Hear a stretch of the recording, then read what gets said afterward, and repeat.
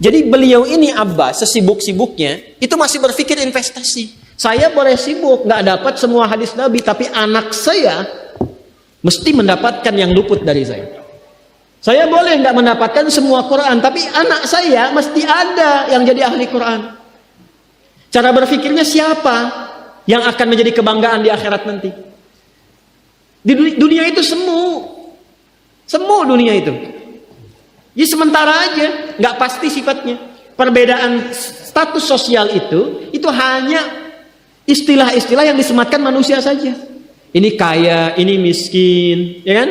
Yang ini punya jabatan, yang ini biasa-biasa. Itu istilah manusia. Toh pada akhirnya semua kembali ke tempat yang serupa. Dan menariknya begini, yang kaya, yang punya jabatan, tetap di akhir hidupnya pengen punya gelar yang sama dengan yang miskin. Atau dengan yang disebut miskin. Maaf, kalau ada orang disebut miskin meninggal, di papan nisannya ditulis apa? Di papan nisannya ditulis apa? Almarhum.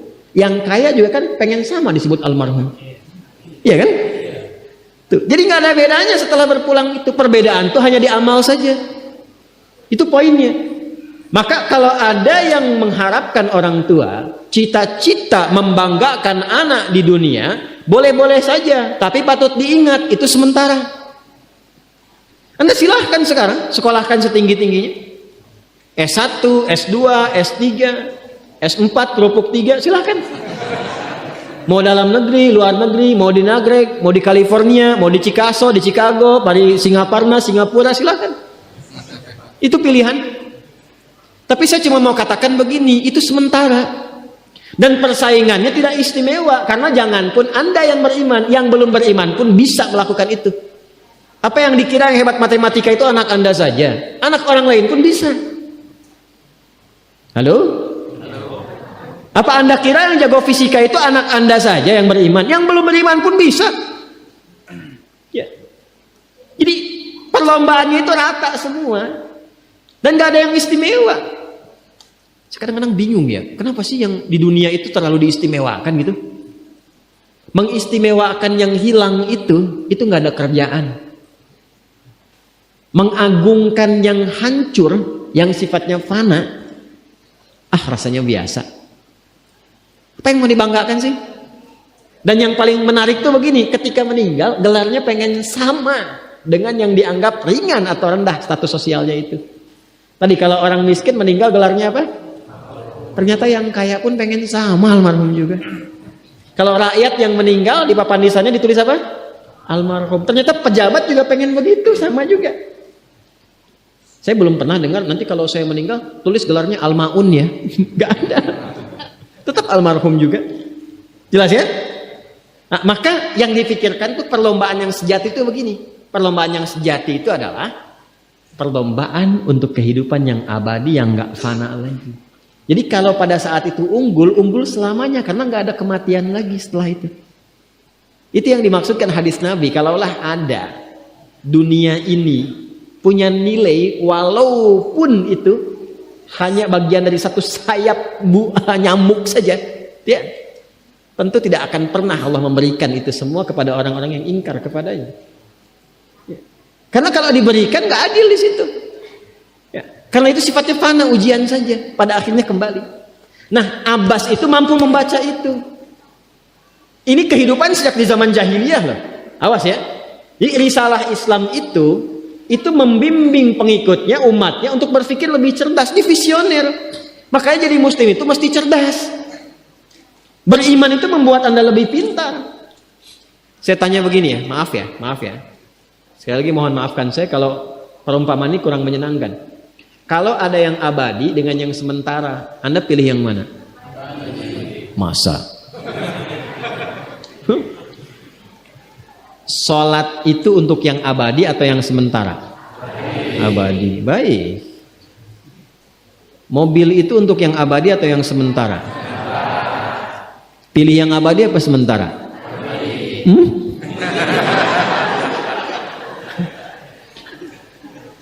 Di Kiai itu ada mobil Innova tuh.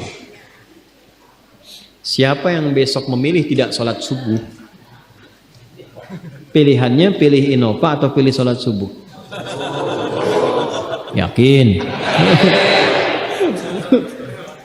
Kalau saya pilih Innova dipakai untuk mengantarkan sholat subuh. Nah, itu lebih bagus. Ya.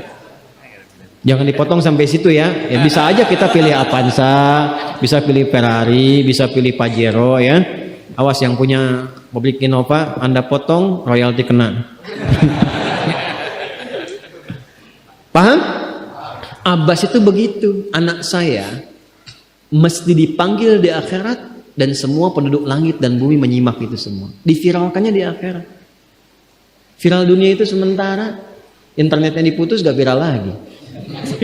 Kadang-kadang yang viral kemarin kan sekarang nggak ada lagi, ya kan? Yang viral tahun lalu sekarang sudah nggak ada, ya kan? Jadi belum selesai kehidupan sudah hilang juga viralnya. Akhirat itu selamanya. Dan biasanya begini, biasanya kalau orang-orang yang diviralkan oleh Allah atas kehendak Allah itu abadi melintasi setiap masa. Jadi ada yang viral karena berita, ada yang viral karena doa dan kehendak Allah Subhanahu wa taala. Itu yang diviralkan langsung atas kehendak Allah itu melampaui zamannya. Makanya kisah ini pun bertahan sampai sekarang. Nah, Abbas itu berpikir, saya boleh sekarang jadi pebisnis pedagang, tapi anak saya mesti menguasai apapun yang pernah diajarkan oleh Nabi. Maka anak kecil ini sejak dini mengikuti Nabi. Sejak dini lekat dengan Nabi. Maka ketika Nabi tidur pun itu ikut berkunjung karena keluarganya. Nah, inilah yang didapatkan oleh kita hadis tentang bangun tidur. Jadi hadis tentang bangun tidur itu diriwayatkan oleh anak kecil yang umurnya belum genap balik. Main-main ke rumah Rasulullah, ke rumah bibinya Sayyidah Maimunah, ingin tahu bagaimana cara bangun malamnya Nabi.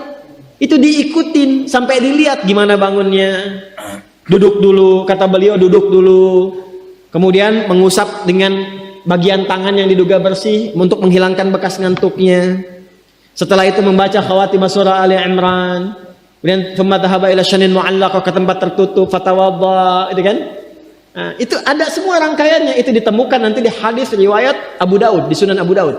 Nomor hadis 1367. Itu hadis tentang bangun tidur.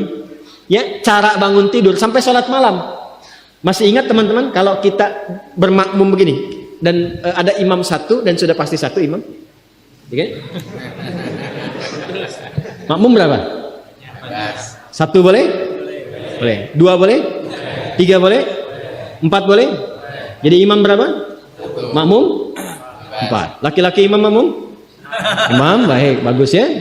Nah, dan imam kan laki-laki. Kalau perempuan imam untuk perempuan kan? Laki-laki untuk perempuan dan untuk laki-laki. Fokus ini. Kalau satu begini, satu laki-laki, kemudian di belakang laki-laki.